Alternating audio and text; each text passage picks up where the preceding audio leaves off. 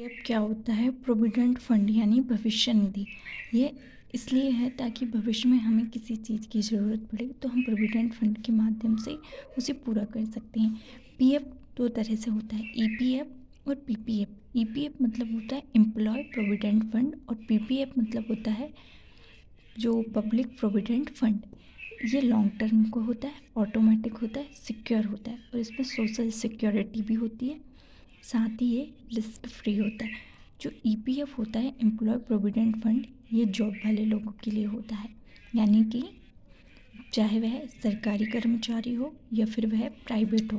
PPF public provident fund ये businessman और साधारण लोगों के लिए होता है।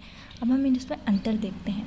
जो एम्प्लॉय प्रोविडेंट फंड होता है यह 1952 में बनाया गया, ये नौकरी वालों के लिए होता है। और जो पब्लिक प्रोविडेंट फंड होता है ये पब्लिक के लिए होता है और इसे 1968 में बनाया गया।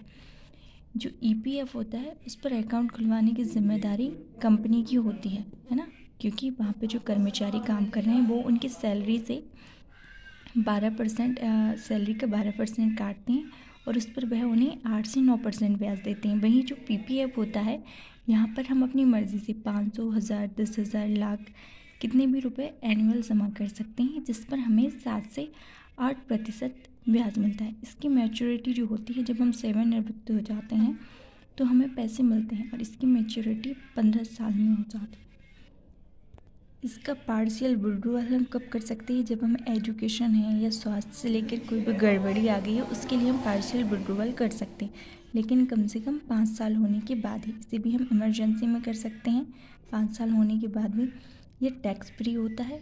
जो ईपीएफ होता है वो भी टैक्स फ्री होता है और जो पीपीएफ होता है वो भी टैक्स फ्री होता है। साथ ही जो ईपीएफ होता है उसमें जो होता है एक व्यक्ति एक ही बार अकाउंट खुलवा सकता है। जैसे कि यदि वह एक कंपनी से दूसरी कंपनी में ट्रांसफ़र होता है तो वो जो ईपीएफ है वो उसे दूसरा कंपनी वाला देगा। और ये भी जो होता है वह 1% वन टाइम अकाउंट खुलवा सकता है इसको।